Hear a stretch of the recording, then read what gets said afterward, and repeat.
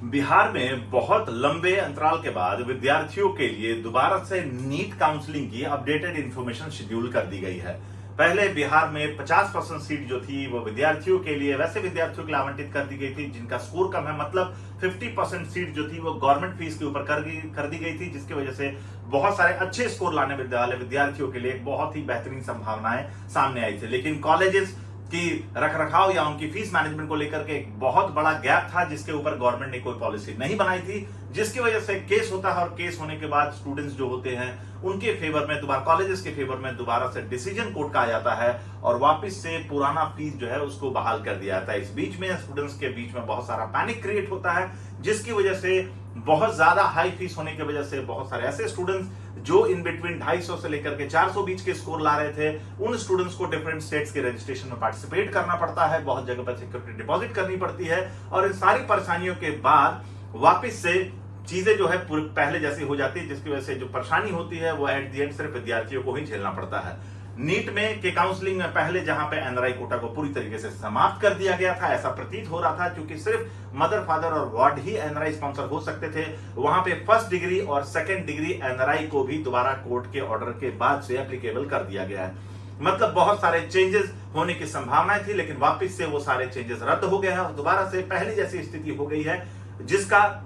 फायदा जो होगा कहीं ना कहीं स्टूडेंट्स कॉलेजेस को होगा और नुकसान कहीं ना कहीं कॉलेजेस स्टूडेंट्स को ही होगा। ठीक है, तो अगर हम लोग काउंसलिंग शेड्यूल की बात करें तो दोबारा से हम लोग देख लें। जैसे आज काउंसलिंग शेड्यूल जो है दोबारा से जारी हो गई है, जिसमें 12 तारीख को जो होगी अपडेटेड इंफॉर्मेशन वेबसाइट पे देखने को मिल रही है हमें। 13 तारीख से स्टूडेंट्स जो होंगे अपना फ्रेश रजिस्ट्रेशन कर सकते हैं और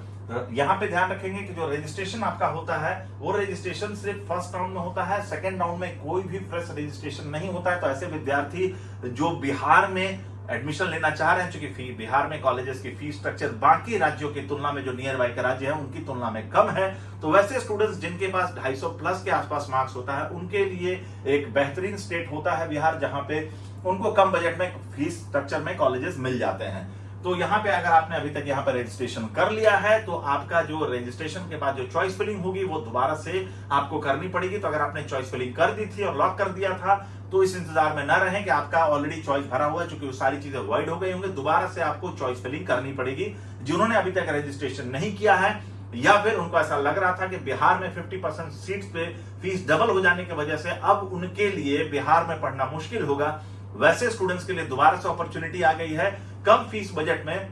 वो बिहार के भी कॉलेजेस में अपना एडमिशन ले सकते हैं। तो वो रजिस्ट्रेशन जो होगा वो 13 तारीख से लेकर के 18 तारीख तक जो होगा अपना रजिस्ट्रेशन कर पाएंगे और इसके अलावा रजिस्ट्रेशन करने के बाद सबमिशन और फीस पेमेंट जो होगा वो कर पाएंगे और साथ साथ सिक्योरिटी डिपॉजिट भी वो अपनी जमा कर सकते हैं। चॉइस फिलिंग की आखिरी डेट जो होगी वो 18 अगस्त होगी और इसके अलावा जो पब्लिकेशन जो रैंक कार्ड का होगा वो 20 अगस्त को स्टूडेंट के पास होगा। फर्स्ट राउंड की जो रिजल्ट्स होगी वो पब्लिश होगी 24 तारीख को और 24 तारीख से लेकर के 28 तारीख तक जो है स्टूडेंट्स जो है वो अपना रैंक कार्ड डाउनलोड कर सकते हैं, अलॉटमेंट लेटर डाउनलोड कर सकते हैं और 26 तारीख से लेकर के 28 तारीख तक स्टूडेंट्स अपने डॉक्यूमेंट्स के साथ और अपने फीस स्ट्रक्चर के साथ अपने अलॉटमेंट के को लेकर के अपने कॉलेजेस में जाकर के डॉक्यूमेंट वेरीफाई करा लेंगे। वैसे स्टूडेंट जो किसी कारण से डॉक्यूमेंटेशन और फीस के साथ नहीं जा पाएंगे, उनका ये जो काउंसलिंग में वो पार्टिसिपेट नेक्स्ट राउंड में कर सकते हैं, लेकिन उनकी जो चॉइसेस होंगी वो वॉइड हो जाएंगे, दोबारा से उनको चॉइसेस भरना पड़ेगा। वैसे स्टूडेंट्स जिनका सिक्योरिटी डिपॉजिट जो होगा किसी कारण से उनको कॉलेज नहीं मिलता है, पूरी काउंसलिंग खत्म होने के बाद ही उनको जो होगा सिक्योरिटी डिपॉजिट जो होगी उनको मिलेगी। तो ये सारी इंफॉर्मेशन जो होगी वो आप जाकर के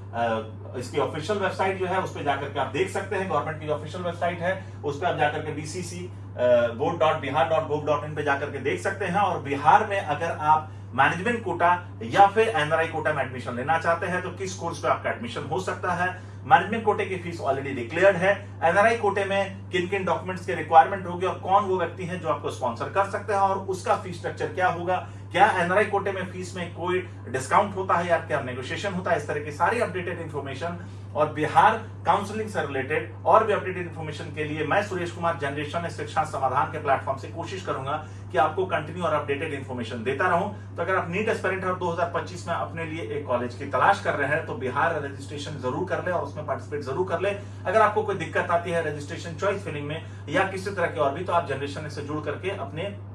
प्रॉब्लम्स के सॉल्यूशन ले सकते हैं। अलॉटमेंट आने के बाद रिपोर्टिंग कैसे करेंगे, किन किन डॉक्यूमेंट्स की रिक्वायरमेंट होगी, एनआरआई कैटेगरी में फीस स्ट्रक्चर क्या आपको देना पड़ेगा, इस तरह की सारी इंफॉर्मेशन जो होगी वो आप नीचे दिए गए नंबर पे कम्युनिकेट करके हमारे साथ जुड़ करके ले सकते हैं। तो अगर आप नीट एस्पिरेंट हैं और इस बार एमबीबीएस की काउंसलिंग के लिए ऑल इंडिया काउंसलिंग और डिफरेंट स्टेट्स की काउंसलिंग पार्टिसिपेट कर रहे हैं, तो आप बिल्कुल सही वीडियो देख रहे हैं। नीचे दिए गए नंबर पे कॉल करिए और अपने एमबीबीएस जर्नी को और बेटर और आसान 2025 में बनाइए। धन्यवाद।